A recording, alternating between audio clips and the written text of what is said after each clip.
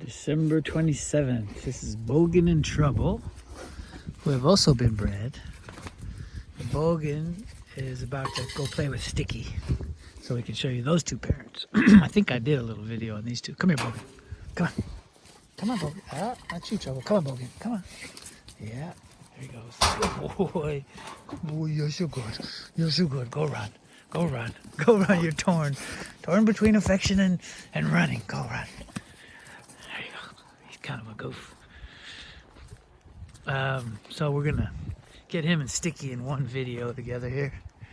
You can go ahead and let Sticky out if you want. But probably at least one of the more striking aspects of these two is just their athleticism. So he's a legit 130 pounds now in his 12th month. If I get down lower, he'll look bigger. That's what people do. And she's, oh, hello. Hello, hello. She's probably 2-3 weeks pregnant already. This way, sorry, this way. She's got to say hi to everybody. Hello, Sticky. So Sticky is what we call an Olympic Boerboel, which is 62.5% Boerboel. Bogan, come here. Good girl. And 12.5% the other three breeds we work with.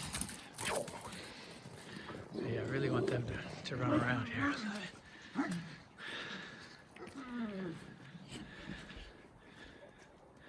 Yeah, she's a little heavier. I think she's pregnant. She pretty much dominates him. You know, he's finally bigger than her, but she still dominates him. He's a pretty soft guy. She's a pretty tough bitch. Anyway, she is 62.5% Boerboel, so their puppies, as a result of that, the primary ingredient, the single largest ingredient, will still be Boerboel at 31.25, I believe. He is 49% Dane. So the second ingredient is Dane. Why are you looking at me? Bogan himself is like 48, 49, something like that. So I had to write it down. It gets so complicated because Bogan has got so many different ingredients.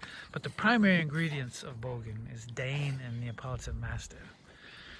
And Bogan, again, for those who don't follow the program, is a Midgard Mastiff, David Ishii's program.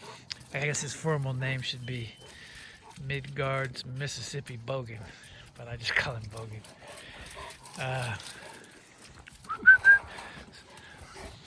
So why did you go in there? They're going to follow you. I want them to run around, so you come out. Country loves my son. Just we want them out here. If you go in there, they're going to try to get next to you. These are a couple very athletic dogs. Yeah, this is what I want. I want them to run around and play. What's she gonna? She dominates him. But all my bitches do. Half the time he's getting mounted, to be honest, by my females. He's finally bigger than her, but she's still, by force of will, dominating him. I don't know how much longer that'll last, but you see, he's willing to say, okay, you're the boss. So when I say he's softer than all my dogs, I'm not kidding. Like, he's softer than my bitches. He definitely doesn't want anything to do with my males. But he's sweet. He's definitely more of a lover than a fighter. Still young, though. His male ego hasn't really kicked in full blast. We'll see. But he's very low in dog aggression, which is just fine with me. That is probably the biggest single benefit to the Dane. Country, don't be jealous. Is they don't want to fight, which is great. So anyway, back to this list of what these puppies will be. Its primary first ingredient will be, because of her being 62.5% Boerboel, puppies will be 31.25, and the next will be Dane at 26%, because she's 12.5% Dane herself, and he's like 48, 49, something like that. Yes, hello. Hello, big guy. He's a legit 130. I have a scale finally. Well, maybe we'll show you that later. Yeah, you're a sweet guy. You're a sweet guy. Okay, the cat. Can't quite be trusted with the chickens, though. Yeah, handsome guy. Handsome guy. Good looking, though. Really a looker. Then, after the Dane is Neapolitan Mastiff, and that's all on his side. So that gets cut in half, which gets it down to 13.25% Neo. And then from then on down, it's like a bunch of stuff. 7% American Bulldog, again on Bogan's side. 6.25% Dogo on her side. 6.25% Kangal on her side. That's probably the most important number to remember in this breeding, is the 6.25% Kangal, because that's pretty low. In fact, I don't know that I can go lower right now on my yard. So those of you who don't want independence, this is a good breeding, and it will be in high demand for that reason.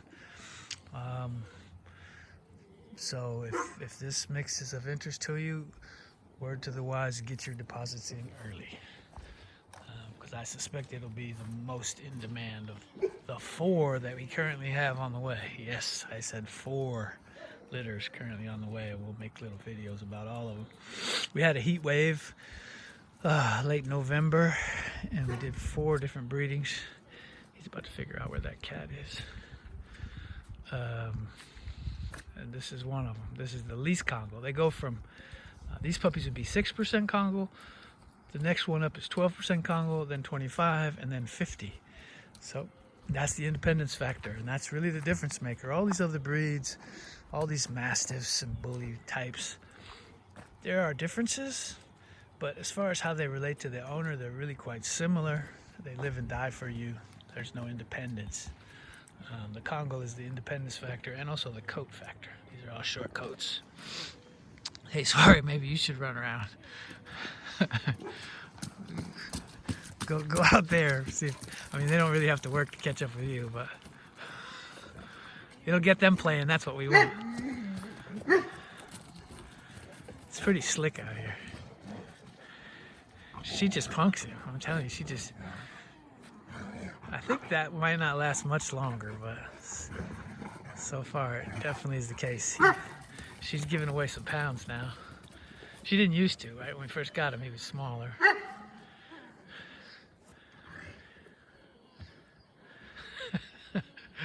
Anyway, so these pups, like all 4 litters, will be ready to go to new homes end of March, beginning of April. So it's going to be quite the little puppy tsunami if they all take. There's one litter that's sort of a senior breeding between Shenanigans and Home Slice. That may or may not take. It may or may not produce a lot of puppies. If it does, Country, shut up. It'll be the most Kangal-y litter. That'll be the half and half. That'll be the 50% breeding. So we've got 2 out of Bogan. Bogan times Sticky. Bogan, come here. Come here, Sticky. Got Bogan times Sticky. Good boy. Good boy. He doesn't even hardly get going out here. I mean, he can maybe go 100 yards, 70 yards across here, but he can really fly. Oh, there we go. That's not the most glorious image. So 2 out of Bogan. Country has the breeding. Kind of a debt to Country. We let him breed home free. Maybe we'll go make a video about that too today. That'll be just a different litter. We'll talk about that later. Anyway, Sticky. I really like this bitch. Super eager to please. Super devoted. Oh, everything you'd want in a Boerboel. That's why we call it the Olympic Boerboel. But not blind, retarded, or crippled, so can't call it a pure Boerboel.